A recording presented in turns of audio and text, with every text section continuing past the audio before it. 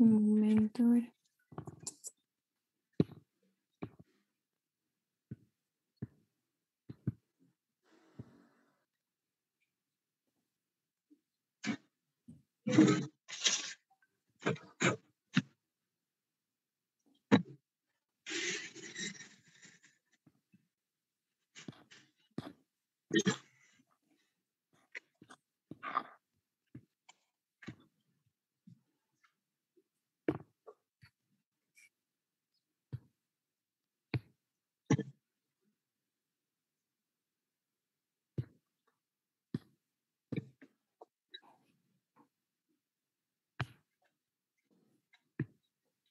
Ahora sí. Entonces continuamos la clase. Bueno, mil disculpas, por favor, por el percance. Ha sido un improviso, ¿no es cierto? Ok, ¿me escuchan, no es cierto? Sí, sí, se escucha. Ok, muchas gracias, Mauricio. Entonces vamos a seguir. Vamos a continuar con la clase. Nos hemos quedado en el ejercicio 1. Ok, entonces vamos a continuar en el ejercicio 2. Sin antes, eh, lo que me olvidé de decirles acá en las hipótesis que estamos considerando, ¿no es cierto? Al iniciar, para resolver estas uniones de doblonadas, en este caso este ejercicio, por ejemplo, o este, estamos suponiendo, bueno, no estamos suponiendo, sino estamos usando el concepto de que nos dice que la fuerza debe pasar por el centro de gravedad de los roblones. Y aquí la fuerza P no nos especifica, ¿no es cierto? En la pista en planta no nos especifican dónde está acomodada, cuál es su posición, pero en la pista transversal sí podemos ver que está en el centro de la placa y obviamente tendría que estar acá. ¿Por qué no me permite hacer eso?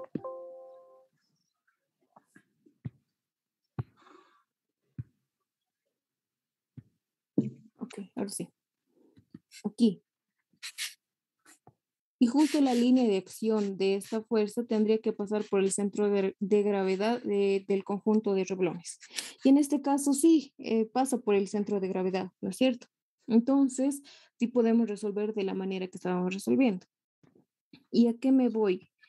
Por ejemplo, vamos a avanzar uniones reblonadas con carga excéntrica. Cuando esta fuerza P o esta fuerza que está actuando sobre nuestra unión no pasa sobre el centro de gravedad, pero pasa a cierta excentricidad, ¿no? Entonces hay cierta excentricidad entre el centro de gravedad y la línea de acción de esta fuerza P. Pero esa era una aclaración que quería hacer antes de llegar a esa parte. Primero vamos a resolver el ejercicio 2 y aquí podemos ver obviamente que la fuerza P pasa por el centro de gravedad del conjunto de roblones. Listo, entonces eso vamos a hacer. Permítanme, esto lo vamos a hacer rápido.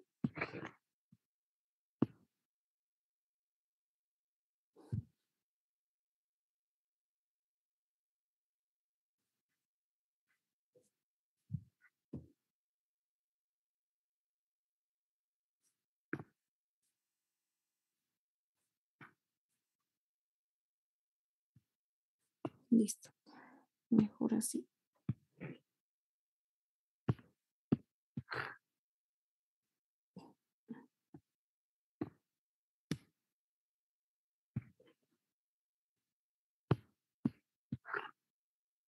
Ok, empezamos con la solución. Permítanme un momento.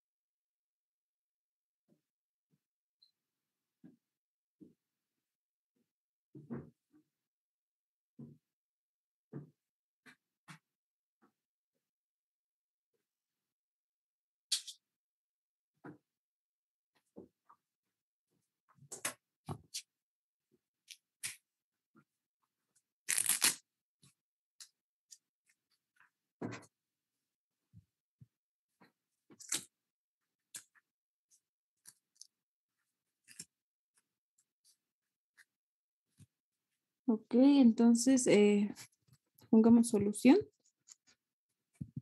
No hay problema. Lo que nos pide es determinar la carga máxima que pueda soportar la unión. Hemos visto ya tres formas de... ay, tres formas de falla de un reblón, ¿no es cierto? Vamos a ver acá. La por cortante, eso es lo que vamos a hacer primero. Rápidamente, rápido. Voy a poner uno análisis. Por favor, sus micrófonos. Análisis por corte, ¿no? Entonces, directamente acá vamos a reemplazar o vamos a despejar la fuerza P, que es lo que nos pide. Y en cambio, en comparación al primer ejercicio, nos daban los esfuerzos admisibles en este, bueno, nos pedían, pero nos daban una carga P. En este caso, nos dan los esfuerzos admisibles y nos piden hallar la carga P. Entonces, directamente acá, la carga P sub 1 vamos a despejar, va a ser igual al esfuerzo de corte, que es en este caso 1500, multiplicado por favor, los micrófonos, muchachos, al entrar, lastimosamente el Zoom no tiene, entra con todo activado, por favor, los micrófonos. Ok, entonces, en este caso vamos a analizar, o siempre se analiza, estamos en una unión a tope, ¿no es cierto? Estas dos placas son las que se están uniendo y se están uniendo a tope. Entonces se unen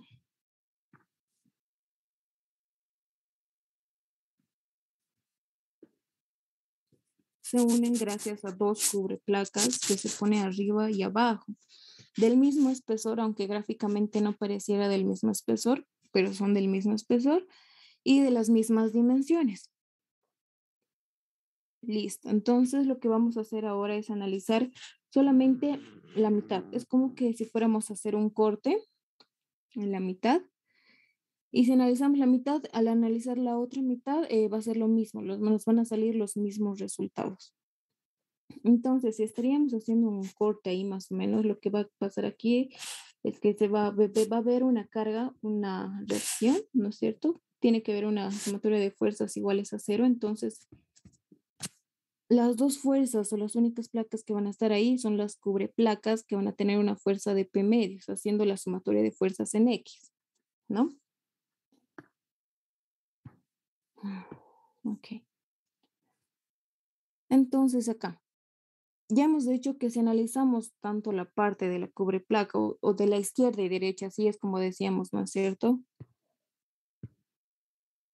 Si analizamos tanto por la izquierda, por la derecha, el resultado del esfuerzo, en este caso igual de la carga P, nos tiene que salir el mismo. Entonces vamos a analizar en este caso por la placa de espesor T sub 1. Entonces hacemos eso.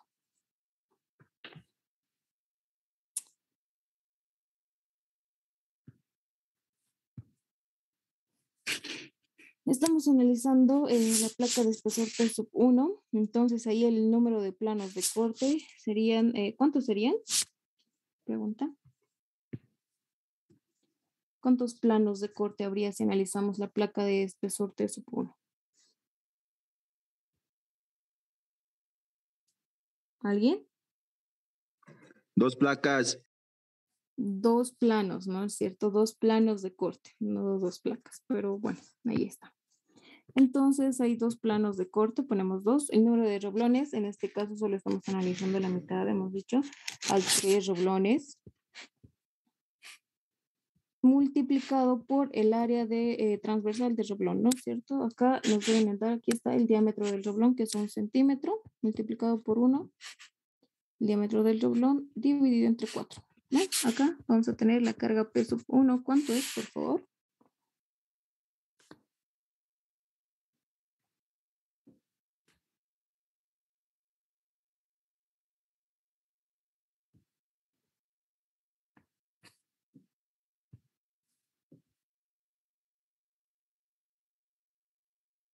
Vamos.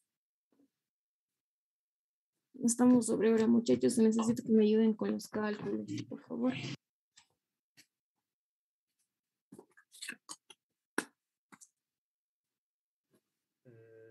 sería 2250 pi o si no 7608.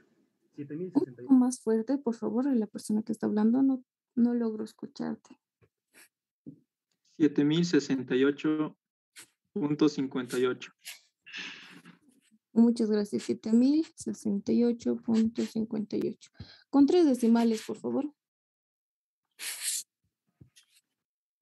583. Ok, muchas gracias, kilogramos. Entonces esa es la carga 1 que hemos hallado, pero no es suficiente, no podemos ponerla esta como respuesta, ¿no es cierto? Porque nos falta analizar por aplastamiento y por tracción. Entonces vayamos a lo siguiente. Vamos a analizar por apoyo o por aplastamiento, ¿no?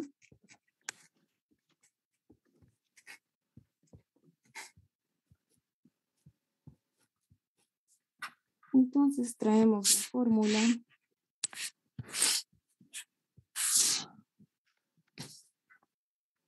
Vamos a traer también el ejercicio, la gráfica.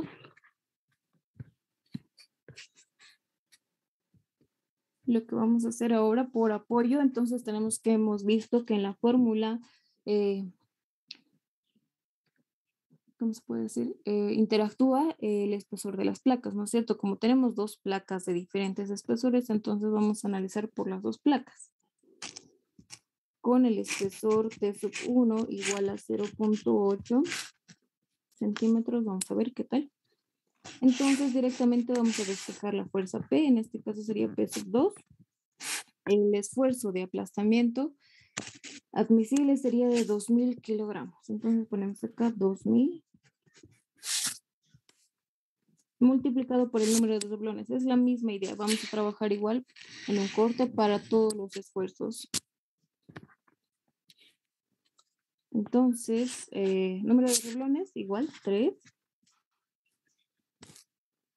El diámetro del doblón es 1 centímetro y hemos visto por el espesor 0.8, ¿no? ¿Cuánto es P2 acá, por favor? 4800. 4400. 800. Ok, muchas gracias. Es kilogramos, ¿no? Nuestro segundo resultado. Vamos a ver qué tal hacemos con todos los resultados.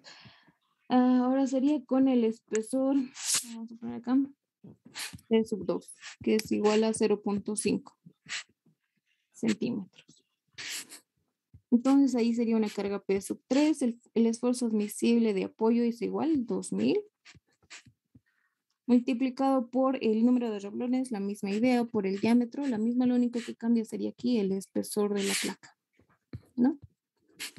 P3. ¿Cuánto es? P3, por favor. 3000. Listo, muchas gracias. 3000 kilogramos. Entonces ya tenemos 3 fuerzas.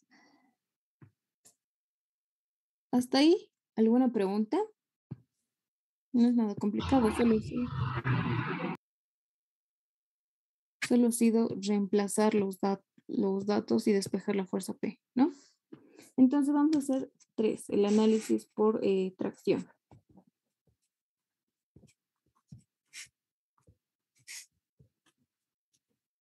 Aquí es un tanto diferente al ejercicio 1.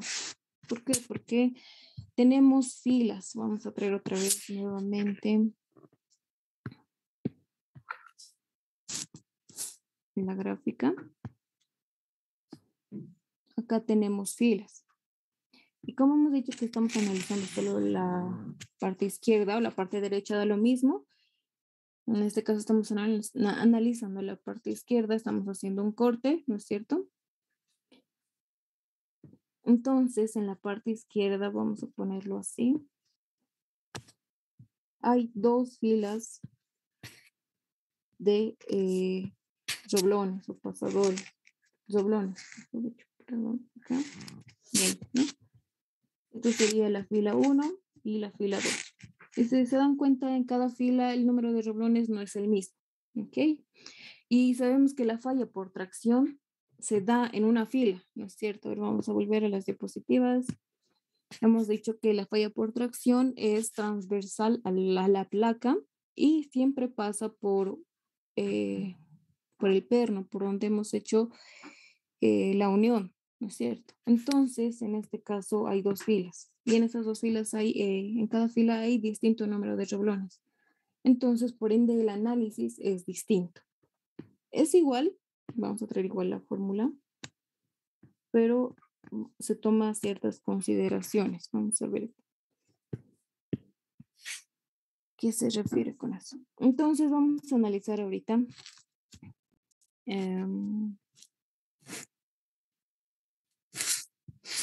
la fila 1, ¿ok?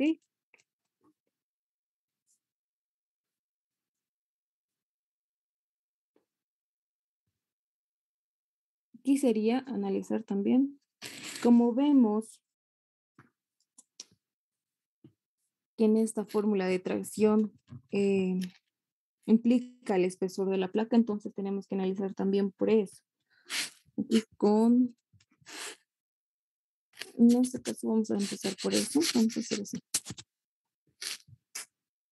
Con el espesor T sub 1, vamos a empezar, que es igual a 0.8, igual que en el esfuerzo de apoyo, ¿no? Por espesores. Y aquí vamos a analizar la fila 1, 1. En este caso sería entonces despejando ya directamente la carga P, que sería la carga P sub 4. El esfuerzo admisible de tracción no es nada más que el dato que nos dan, 2.800. Y eso multiplicado por todo lo que está aquí abajo, ¿no? El espesor, en este caso, sería 0.8. Y eso multiplicado por el ancho de la placa, que es 30 centímetros, nos dan como dato. Menos que el número de doblones, ahí está, el número de doblones en la fila 1, 1 son 2. Entonces ponemos 2 por el diámetro del doblón 1, ¿no es cierto? Eso es nos dan como dato. Más 0.32 de la largadura. ¿Listo? ¿Cuánto es, por favor, esta carga? Peso 4.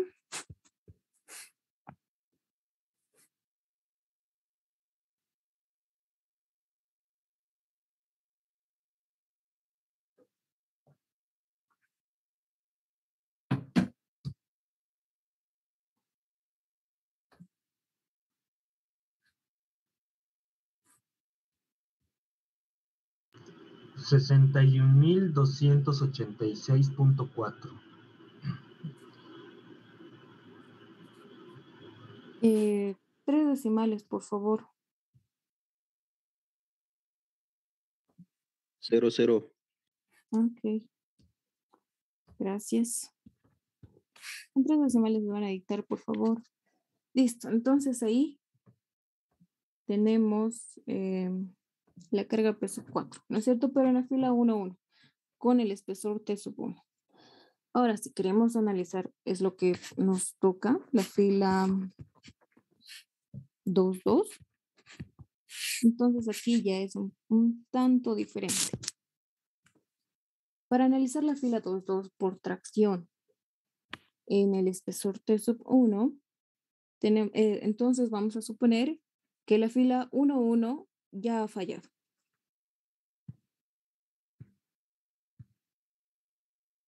Y puede haber fallado por corte o por apoyo. ¿Ok? Entonces, pasamos a eso. Entonces, como ya estamos suponiendo que ya ha fallado a la carga que vamos a hallar ahorita, tenemos que aumentarle la carga de la fila 1, 1, porque estamos analizando la fila 2, 2. Por favor, no se pierda. Entonces, la carga P sub 5 sería lo mismo, vamos a utilizar la misma fórmula, vamos a ver acá. El esfuerzo admisible de tracción, que es 2.800, multiplicado por el espesor. Seguimos con el espesor 0.8. Por favor, los micrófonos. Multiplicado por el ancho de la placa. 30 centímetros, ¿no es cierto? Menos el número de reblones. Estamos en la fila 2, 2 por tracción. En la fila 2, 2 solo hay un reblón. Entonces ponemos multiplicado por el diámetro del doblón, 1 más 0.32. Y ahí está. Hemos dicho que estamos suponiendo que la fila 1-1 ya ha fallado, ¿no es cierto? Entonces puede haber fallado por corte o por aplastamiento. Entonces nuevamente aquí teníamos que ver pues, en la fila 2-2, nuevamente otro subtítulo, suponiendo que ha fallado por corte. Micrófonos, por favor. Suponiendo que la fila 1-1 ha fallado por corte. Entonces a esta carga 5 se le debe incrementar la carga añadida por corte en la fila 1. Entonces para eso lo que traemos es la carga por corte, la que hemos hallado, la de 7.068.583.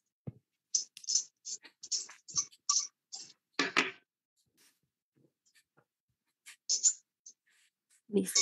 Pero en este caso, esta carga es para los 3 roblones, para la totalidad de roblones que hemos utilizado acá. Hemos puesto 3, número de roblones 3, ¿no es cierto? Por favor, los micrófonos. Listo, entonces 3 roblones. Esta carga es para la totalidad de 3 roblones, pero en la fila 1-1 solo tenemos 2. Entonces, para eso vamos a dividir entre la totalidad de los roblones, en este caso 3. Y como en la fila 1-1 solo hay 2, entonces ponemos aquí 2, ¿no es cierto? La totalidad de la carga lo dividimos entre la totalidad de número de roblones y lo multiplicamos por la cantidad de roblones que hay en la fila 1-1. ¿Cuánto es, por favor, acá? Entonces, el resultado.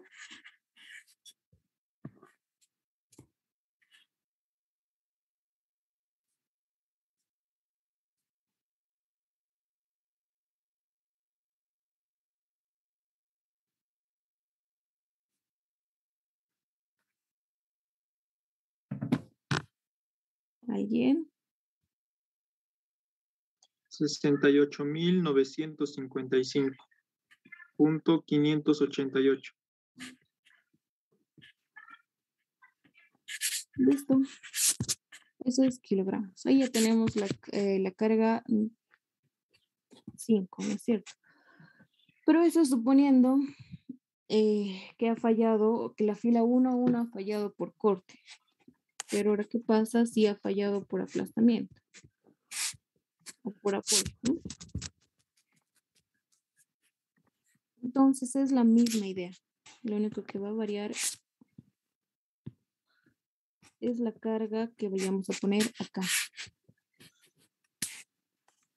Lo mismo, se copia literal todo esto, prácticamente se copia lo mismo, 2.800 acá, multiplicado por el espesor de la placa, y esto multiplicado por el ancho de la placa menos el número de roblones en la fila 2-2, es la que estamos analizando, por tracción, ¿no es cierto? El diámetro del roblón más 0.32 de la holgadura, más aquí tenemos que añadir la carga que se va a estar dando por la fila 1-1 por apoyo.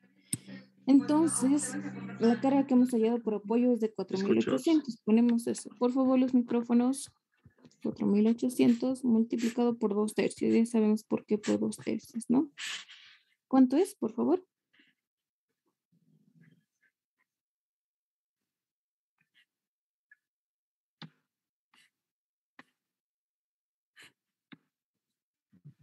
$67.443,2. 200, ¿no? Kilogramos.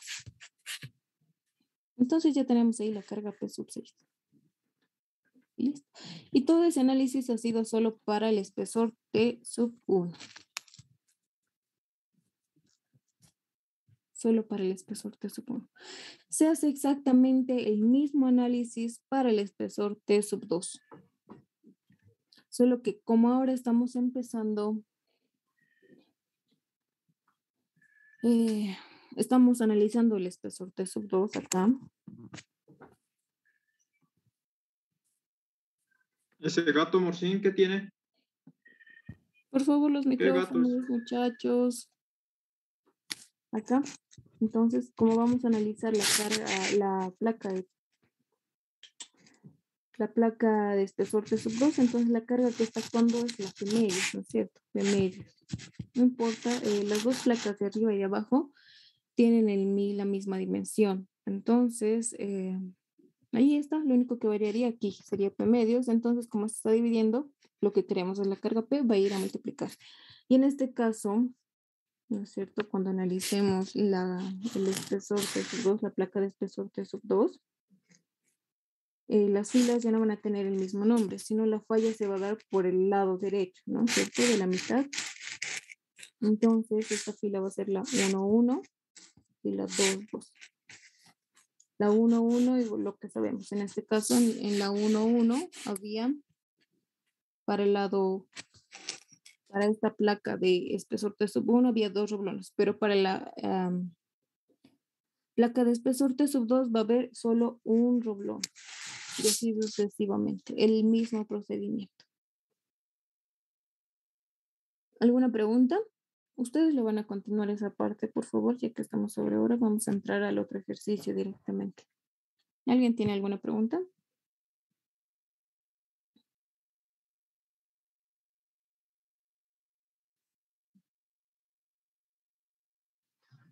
Sí, Adelante. una pregunta.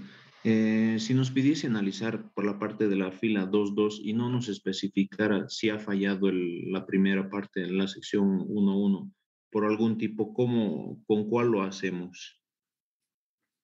No es que el ejercicio nos diga, si te has fijado, el único enunciado del ejercicio es determinar la carga P máxima que pueda soportar la unión. Nosotros estamos analizando y estamos poniendo esa lógica para hallar las cargas, ¿no es cierto? Una vez que hallemos todas las cargas, en este caso, P sub 1, P sub 2, ahí supongo que les va a salir, a ver, hemos llegado hasta la carga P sub 6, más otras tres, supongo que van a tener como 9 cargas. Entonces, entre esas van a elegir la menor, entre todas las cargas P que hemos hallado, van a elegir la menor y esa es la carga máxima que pueda soportar la unión. ¿Ok? O sea, es un análisis más que tenemos que hacer, no es que el ejercicio nos especifica. Ya, gracias, Ausi. Listo. ¿Alguna otra pregunta? Aunque sea una preguntita. Adelante. Al momento de hallar el apoyo para T sub 2, igual tenemos que tomar como P medios para encontrar P. Sí, sí, sí, sí. Porque aquí, si te das cuenta, no hemos acá.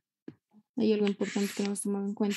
Para el espesor T sub 2, la carga que está actuando es P medios, ¿no es cierto? Entonces aquí sería P medios y estamos despejando la carga P y por ende esto tiene que ser multiplicado por 2. Entonces, por ende, esta carga P sub 3 tendría que ser 6.000 kilogramos y esta es la que van a usar. 6.000. ¿Ok? A nadie me ha hecho dar cuenta de eso, la carga que está actuando en esta placa de espesor T sub 2. Como en esta carga ya es la totalidad de la carga P, no es P medios, entonces la usan como hemos hecho acá. La dividimos entre 3 y el número de reblones en la fila. ¿Está claro? Chau, sí, pues. ¿Listo? ¿Alguien más? ¿Alguna otra pregunta? En la línea de rotura 2, para determinar la carga por tensión, igual usamos 2/3 o por 2. En este caso, ok, el micrófono por favor, ok. En este caso, si estamos, cuando ya vayamos a analizar la placa T sub 2 para la línea 2.2, ya no sería, ¿no es cierto? Vamos a ponerlo con rojito para la línea 2.2, en este caso acá.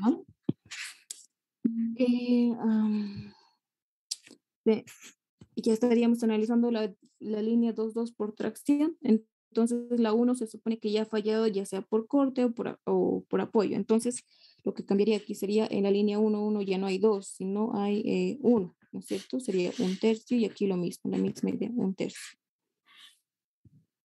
Ya no habría dos renglones, sería un tercio.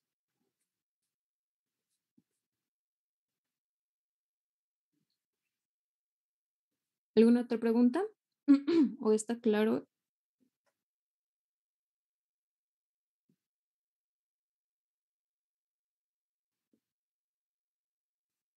¿Todo está claro? ¿Todo está claro, muchachos? ¿Alguien puede confirmar?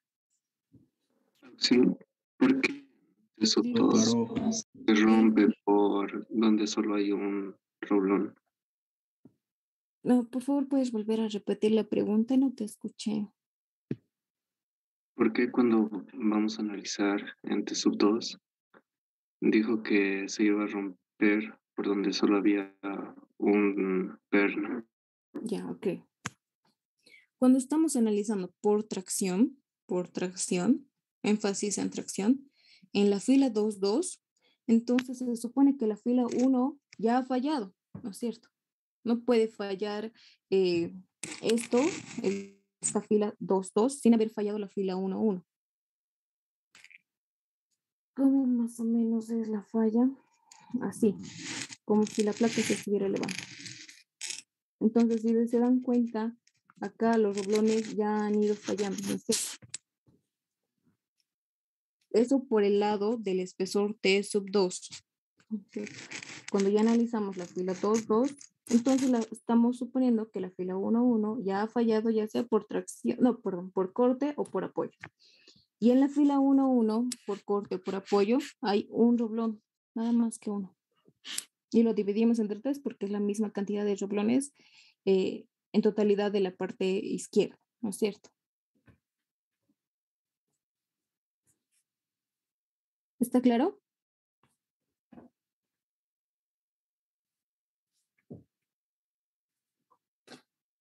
Sí. Ok, listo. ¿Hay más preguntas?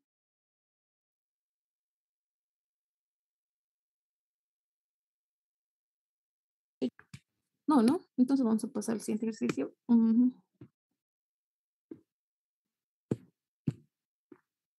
Que es lo que serían las uniones, pero con carga excéntrica. Ya hemos visto las anteriores eran con la carga que pasaba por el centro de gravedad de estas uniones, pero hay uniones donde la carga no pasa por el centro de gravedad.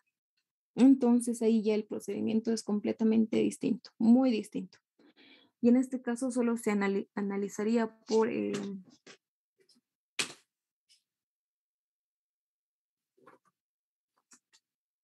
esfuerzo de corte, nada más.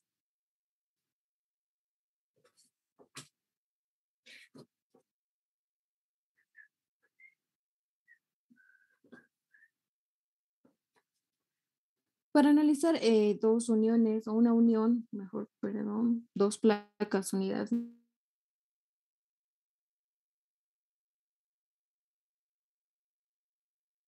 Tal vez el ingeniero ya han avanzado con ustedes, vi que al momento de enviar los enlaces pone el tema, ¿no es cierto? Vi que estaban avanzando ya con carga excéntrica. Y el anterior semestre, vamos a poner el ejercicio nomás ya, en el anterior semestre a su primer parcial entró una unión con carga excéntrica, una unión roblonada, ¿no es cierto? Así como la que estamos viendo ahora, con carga excéntrica. Entonces el ingeniero lo que hace es avanzar. En realidad hay dos métodos y él avanza el método más complicado, más difícil, no complicado, pero sino más largo, más trabajoso. Yo les voy a enseñar solo un método debido a que el factor tiempo no nos alcanza para hallar los dos métodos, pero el método que yo les voy a enseñar es el método más corto, más sencillo y pueden aplicarlo para su examen. ¿Ok? Entonces pongamos solución acá.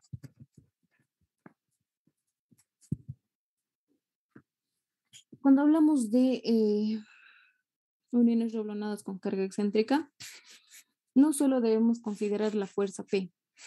Al haber ya una excentricidad, cierta excentricidad, lo que va a generar también va a ser un momento. Ya sabemos que el momento es igual a una fuerza multiplicada por el brazo que es perpendicular a la fuerza, ¿no es cierto? Entonces ya no solo hay una fuerza, sino también hay un momento.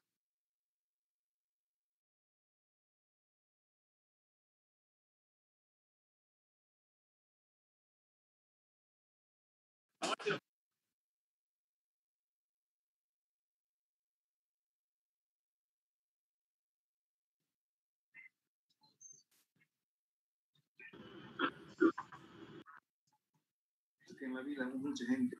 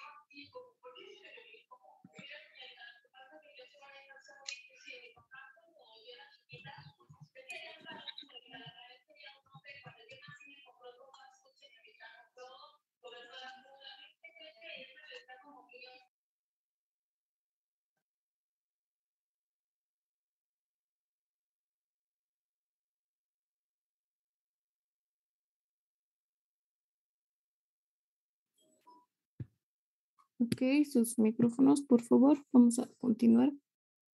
Qué feo.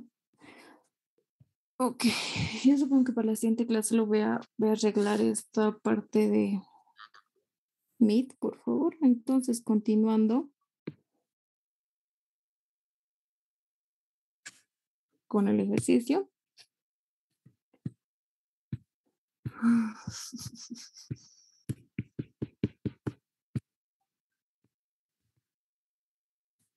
Vamos a tener lo siguiente.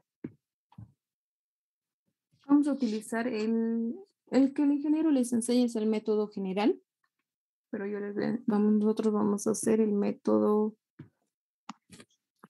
CIR, Centro Instantáneo de Rotación. Ok, así se llama el método.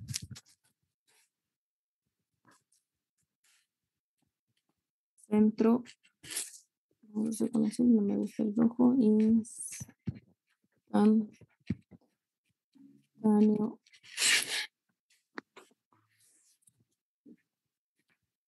de rotación.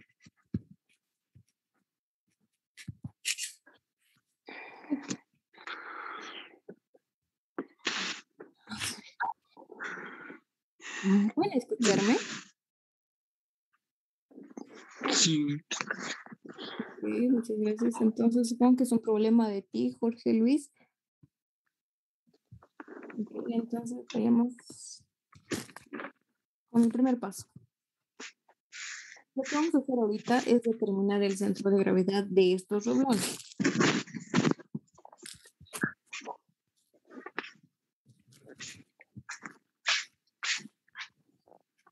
Todos los micrófonos. Antes en las uniones de placas, bueno, estas igual son uniones de placas del ejercicio 1 y 2.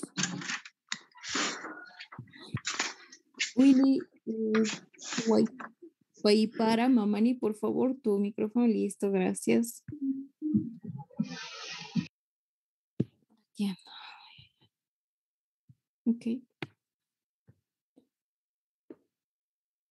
En los ejercicios 1 y 2 no era necesario determinar el centro de gravedad de los roblones. Ya hemos visto, todos estaban distribuidos simétricamente. Entonces, obviamente, el centro de gravedad a simple vista pasaba por él o la fuerza pasaba por el centro de gravedad. En este caso, no. Yo creo que el centro de gravedad va a estar por aquí, más o menos, pero tenemos que saber la ubicación exacta. Para eso nos vamos a plantear unos ejes de ayuda.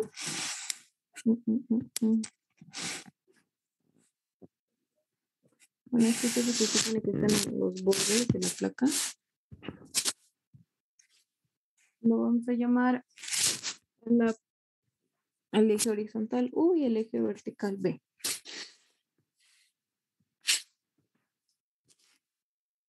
Primero el centro de gravedad en dirección al eje U. No va a ser nada más que la sumatoria de las distancias U dividido entre el número de rublones. Fácil, tenemos aquí en este caso 11 rublones y tenemos que sumar las distancias en U de cada rublón. Entonces, para eso vamos a hacer lo siguiente acá. Del doblón 1, la distancia A y A vale igual a 4 centímetros y todo eso, ¿no? Excepto B que es 30 centímetros. Ok, entonces para el doblón 1 o en esta fila para que se nos haga más fácil, hay 2 roblones, entonces lo multiplicamos por 2 porque las distancias para estos 2 roblones en el eje U es la misma, ¿no? 4.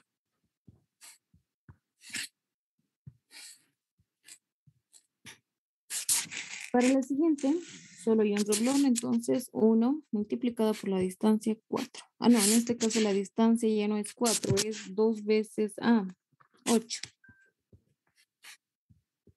Más la siguiente fila hay 4 doblones, 4 con la misma distancia, en este caso 4 por 3, 12, ¿no? Más la siguiente fila es de 4 doblones igual, la misma idea. Multiplicado por la distancia de 4 por 4, 16. Y eso dividido entre la totalidad de doblones, en este caso 11. ¿Cuánto es, por favor?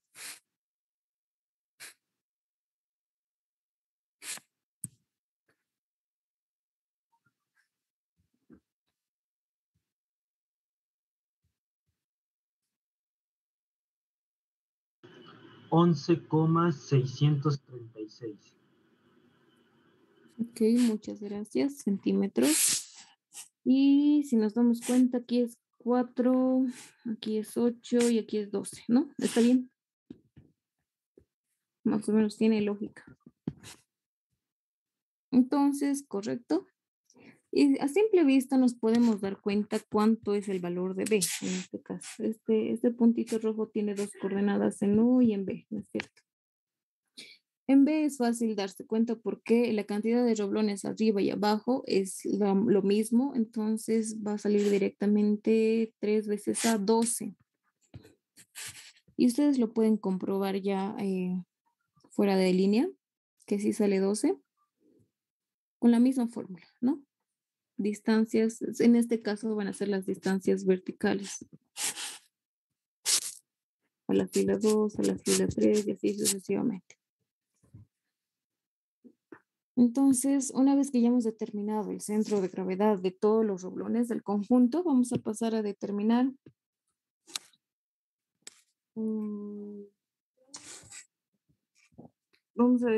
las distancias del centro de gravedad hacia los roblones, que sería R y la sumatoria de R al cuadrado. Entonces, lo que vamos a hacer acá, tenemos, ¿no es cierto? Acá, en coordenadas del centro de gravedad, lo voy a poner así, centro de gravedad, en coordenadas de los ejes que nos hemos puesto, planteado al principio. La coordenada U, en este caso es 11.636 y la coordenada en B, que es 12. Y podemos hallar las otras coordenadas, las coordenadas de los otros roblones, ¿no es cierto? Entonces, como sabemos que la distancia entre 2 puntos puede hallarse por esta fórmula, cuando hablamos, cuando estos dos puntos tienen su determinada posición en cierto eje, es igual a esta distancia. R, lo voy a llamar así. No es nada más que la raíz de sus catetos, ¿no es cierto? En este caso, ¿cómo podemos poner? Sí. U del doblón que estemos analizando menos U del centro de gravedad al cuadrado más B del doblón que estemos analizando menos B del centro de gravedad, ¿no? Y eso en raíz cuadrada. Ahí está la distancia entre punto y punto. Es la fórmula que conocemos. De todas maneras, necesitamos hallar la sumatoria de r al cuadrado. Entonces, directamente, ¿para qué llevamos a hallar esta distancia r si lo podemos elevar al cuadrado todo y directamente la raíz se va y directamente hallar todo esto? Y después, una vez determinada esa distancia para todos los roblones, vamos a hallar esto. Entonces, rápidamente vamos a calcular, para que sea más fácil y para que ustedes me dicten, las distancias o las coordenadas de cada roblón. En U y en B. Una vez teniendo eso, vamos a determinar r al cuadrado. Y ya, por ahora, ¿no? Roblón.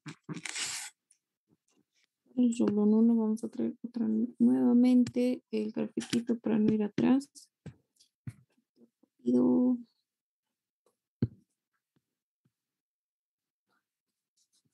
Ahí está. El roblón 1, las coordenadas del roblón 1.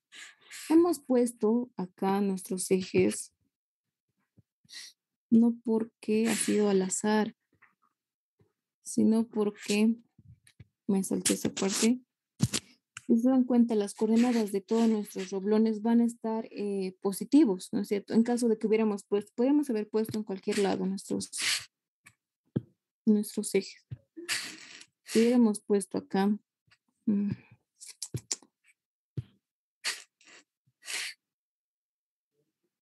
ya, por el 6, ¿qué pasa por el 6, por favor? Si hubiéramos puesto ahí, hubiéramos tenido coordenadas negativas, ¿no es cierto? Acá, por ejemplo, el roblón 9, el roblón 1. Y el mejor caso para poner nuestros ejes es pues en la esquina inferior hacia la derecha, ¿no es cierto? Hacia la izquierda, perdón. Del roblón 1 necesitamos sus coordenadas en U y en B, ¿no? Entonces, el roblón 1 en U no es nada más que 4, hemos dicho A vale 4, con A igual a 4. Entonces, en U va a ser igual a 4, ¿no? En B va a ser igual a 1, 2, 3, 4, 5. 5 veces 4, 20, ¿no?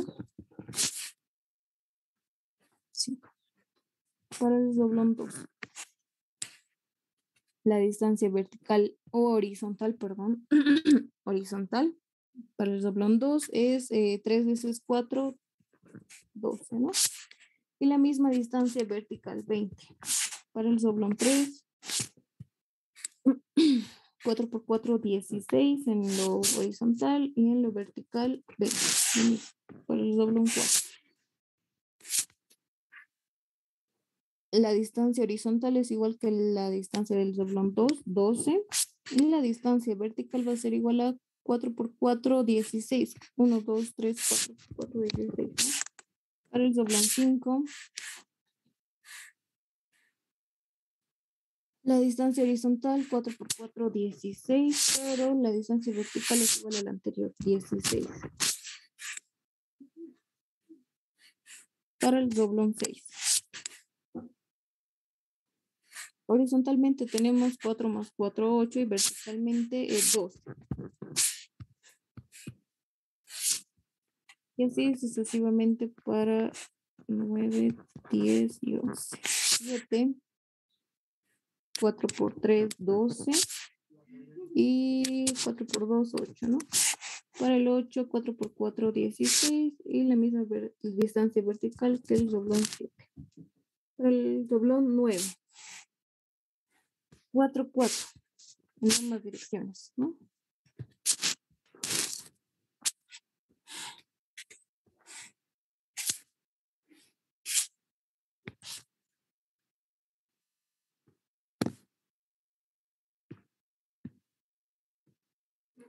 Para el doblón 10. Una distancia horizontal de 12 y una distancia vertical de 4. Y por último, para el doblón 2, 11, 4 por 4, 16 y 4. Listo, y ahí acabó todo. Las coordenadas de todos los roblones. Ahora, como sabemos que el centro de gravedad tiene las coordenadas de... Se me fue, es 11.636 y de 12. Entonces, lo que son constantes, esto vendría, U vendría aquí y B vendría aquí.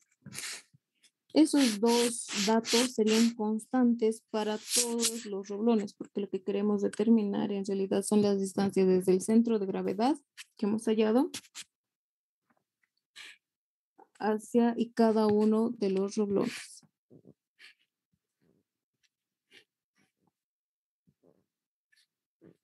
Algo así.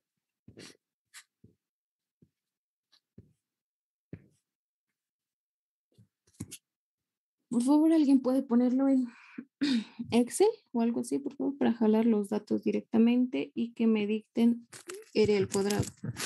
O si directamente me dictan la sumatoria de R al cuadrado. Acá.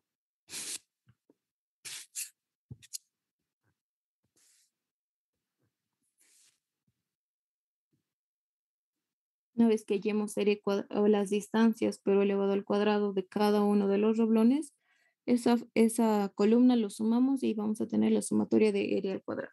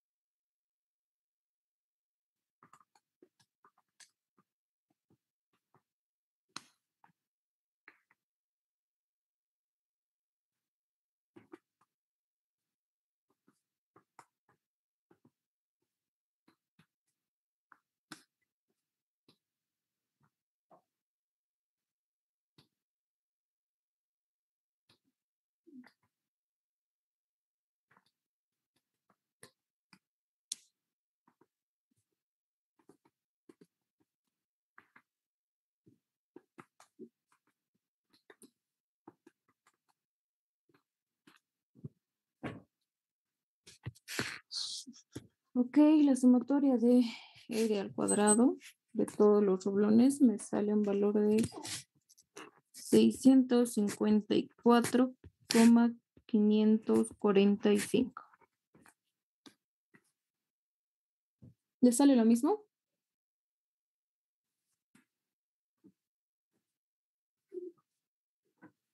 Sí, eso sale. Listo, muchas gracias. Entonces, ya una vez que hemos determinado eso, ¿no es cierto? No es nada complicado. Vamos a pasar a determinar la excentricidad de la carga P.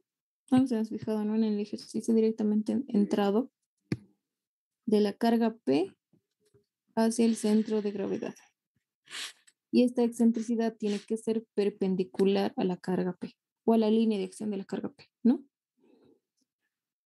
Listo, entonces, una vez determinado eso, ok, a ver.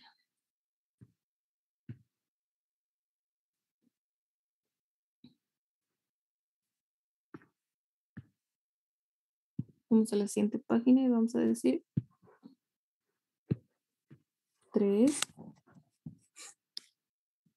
Determinación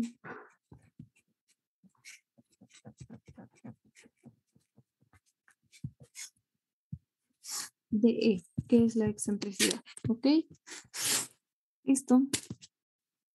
Vamos a traer otra vez la grafiquita para ver qué es lo que tenemos que hacer.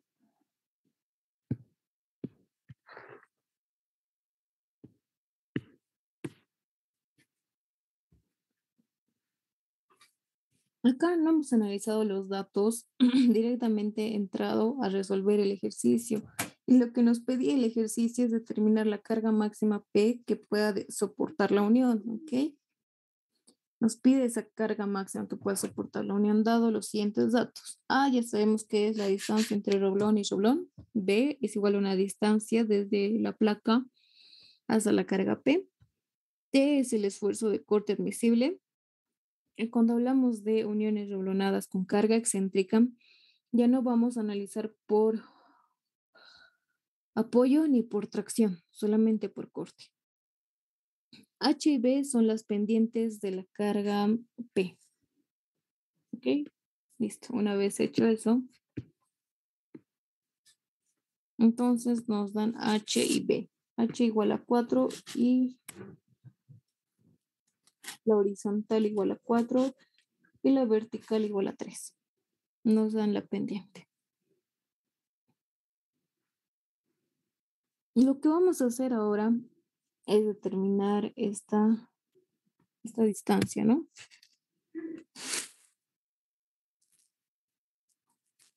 Más o menos. No es que esté yendo desde la punta de esta carga P, sino es que esta distancia tiene que ser perpendicular a la fuerza P. Entonces lo que vamos a hacer ahora, primero, para determinar esa distancia perpendicular, tenemos que usar un poco de, ¿qué se dice? Geometría para resolver este problema.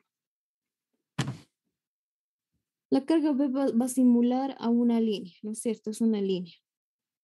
Una recta, mejor dicho, perdón, una recta. Y una recta tiene una ecuación. Lo que tenemos que hacer ahorita es determinar, tenemos un punto y una recta. Y la ecuación para determinar una distancia perpendicular entre el punto y una recta es esta, es la siguiente. Aquí está. Esta distancia, hemos dicho, es una distancia, no puede salir en negativo, por eso es que está entre valor absoluto. Es igual a X más B, Y más C. Es la ecuación nada más de la recta que queremos hallar esa distancia, ¿no es cierto? En este caso sería la línea de acción de P. Dividido entre A al cuadrado más B al cuadrado. Y esta ecuación la pueden buscar ustedes en internet, igual les va a salir, ¿no es cierto? De la ecuación para hallar la distancia entre un punto y una recta.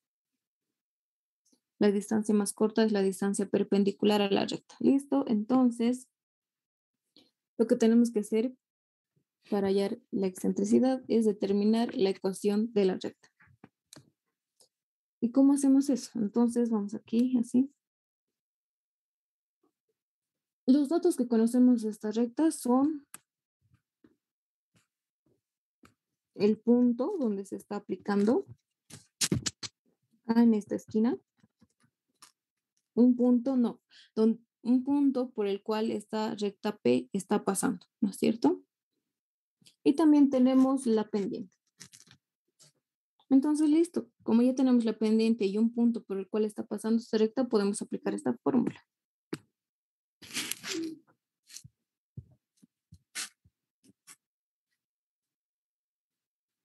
y sub p, podemos ponerlo, es igual a la pendiente x menos x sub p. Y ahí está la ecuación de una recta. Entonces reemplazamos datos. Acá vamos a determinar primero las coordenadas de este punto en verde. Sabemos que A vale 4. Bien, ¿cierto? Seguimos con los ejes que nos hemos planteado antes. Acá. Y acá.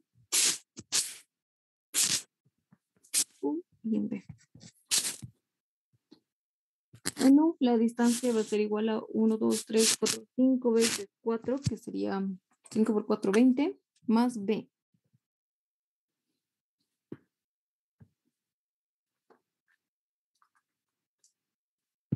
Y B tiene un valor de 30, ¿no? Entonces, 30 más 20 es 50. Ahí está. Lo vamos a poner más arribita, voy a tocar con la forma.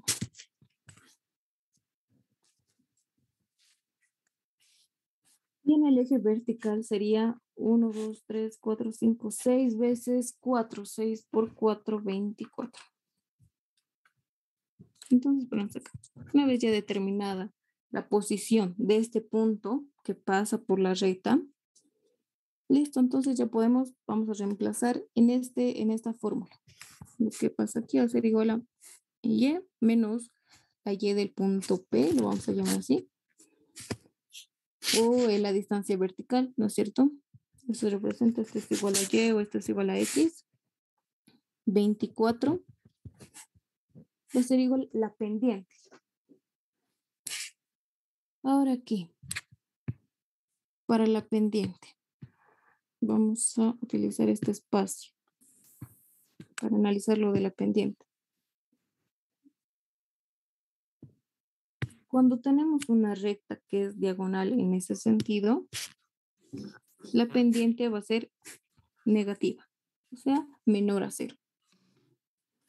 Si tenemos una recta que está actuando diagonal, pero en ese sentido, la pendiente va a ser mayor a 0. En cambio, si tenemos una recta así u otra recta así, la pendiente es definida, ¿no? Aquí también. Pero lo que nos interesa en estos dos casos es las rectas en azul y en verde, que es lo que usualmente se va a presentar en los ejercicios. En este caso, nuestra recta tiene el mismo comportamiento que nuestra recta en verde en este caso, ¿no? Por ende, la pendiente tiene que ser negativa o menor a 0. Entonces directamente ponemos el valor de la pendiente y lo vamos a poner acá, a ver. En otra formulita. Y la pendiente no es nada más que en este caso, solo para este caso es negativa, ya hemos dicho por qué. Y no es nada más que el tangente, lo vertical menos lo horizontal. O dividido entre lo horizontal, ¿no es cierto? Es igual que sacar la arcotangente de estas dimensiones. El cateto opuesto sobre cateto adyacente. Entonces, reemplazando esto primero acá o directamente acá, menos lo vertical, en este caso es 3, sobre lo horizontal, en este caso 4. Y eso multiplicado por x, que se mantiene como variable, y xp, en este caso 50. Entonces, llevando esta ecuación a su fórmula, a su forma tradicional, en este caso de una recta, vamos a hacer así, va a quedar igual a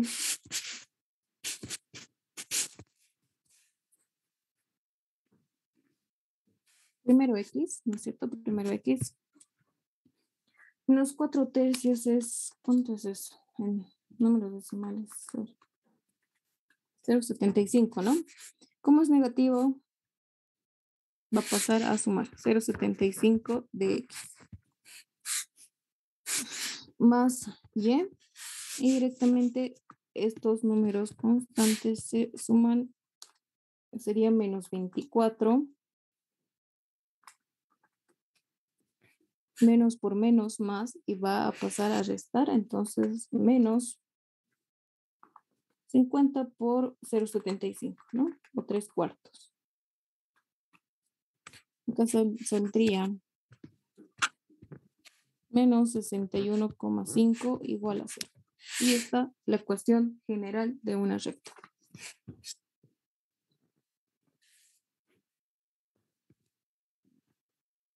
Una vez teniendo eso, entonces todo este procedimiento hemos hecho para que para hallar el 0,75 y para hallar la constante delante de la letra I.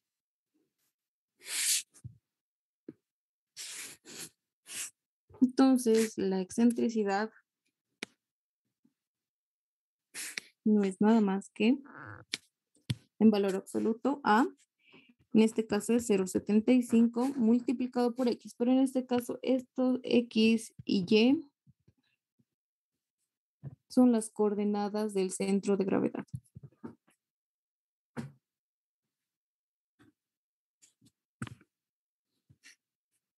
Aquí vamos a poner esto así, en paréntesis mejor, por X. Las coordenadas del centro de gravedad.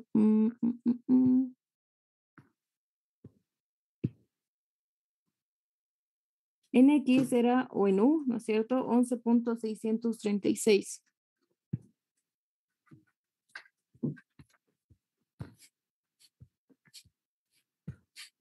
Más B, en este caso la constante es positiva, los signos igual, por favor, tienen que poner en todo caso, en este caso es positivo, 1, multiplicado por Y, o la distancia vertical del centro de gravedad, 12.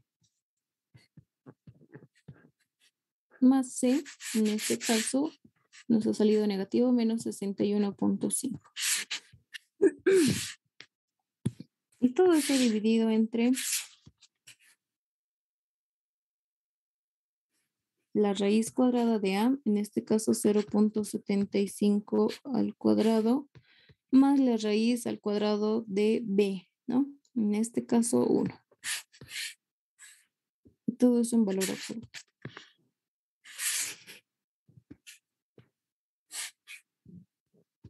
Y aquí sacamos que A es igual a 0,75,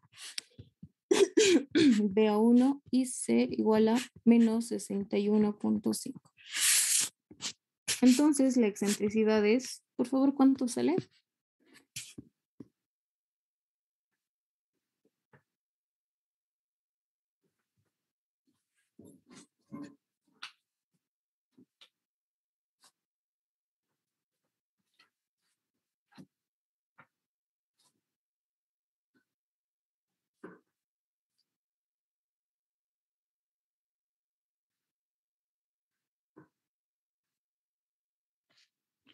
$32,618.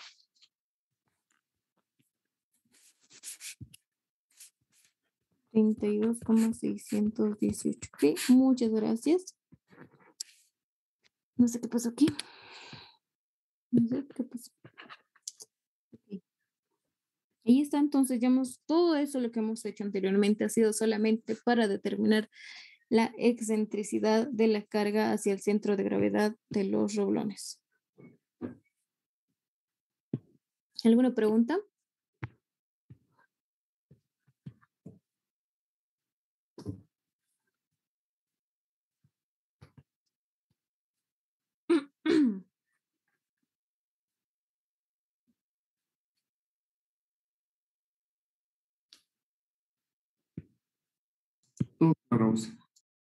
Ok, muchas gracias, Iván. Entonces, pasamos a ver qué hora es. Nos hemos pasado de la hora. Lo que seguiría es, igual tengo que irme a la universidad. Esto de los papeleos es un caos, muchachos. En serio, la universidad está patas arriba. 4, pero vamos a ver qué pasa. José, una preguntita.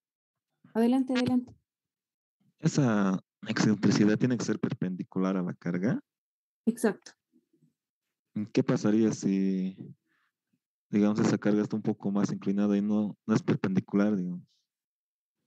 Es que esta distancia no es, como te digo, Ese es, brazo, o sea, no lo jalo directo, o sea, si no cae perpendicular. por ejemplo, a ver, es que eso justo les decía hace rato. A ver, déjame explicar. Tal vez todos igual tienen esa duda. Ok. Vamos a suponer que esta carga P está así, ¿no? La recta. Y aquí Ah, está el centro de gravedad. Entonces, nosotros con una reglita vamos a trazar una recta de tal manera que sea perpendicular. Yo creo que ahí, ¿no? A esta recta. O la línea de acción de la carga P.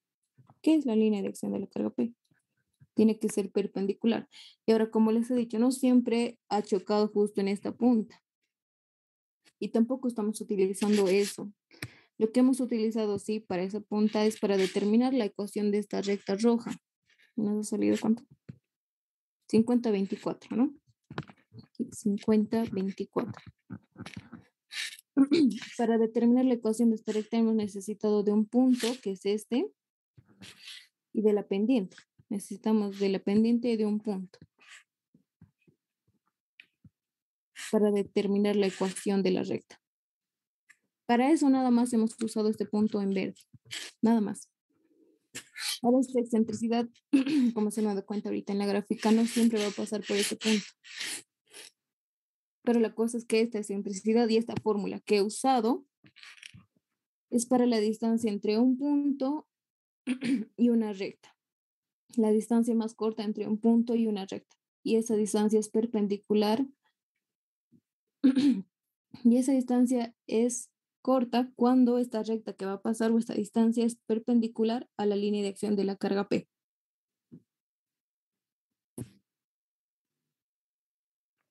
Sí, está bien. ¿Está claro? Sí, ¿no? Sí, y la pendiente ahí no sería negativo.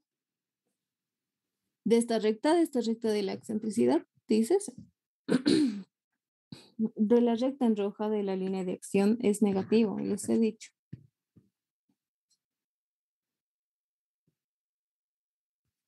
Hemos dicho aquí.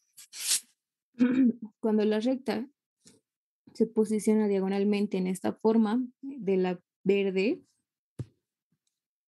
la pendiente va a ser negativa. Y si la recta se posiciona de esta forma diagonal en esta forma, va a ser positiva. En este caso, nuestra recta está como en el ejemplo de la recta en verde, ¿no es cierto? Con la pendiente negativa. Y por eso directamente aquí yo ya he puesto la fórmula negativo. Pero si nuestra recta o línea de acción de la carga P hubiera estado en otra dirección, entonces ustedes lo ponen positivo, pues, ¿no? Positivo. B sobre H. Este signo va a cambiar, depende al ejercicio. No es una fórmula. Lo borraré mejor.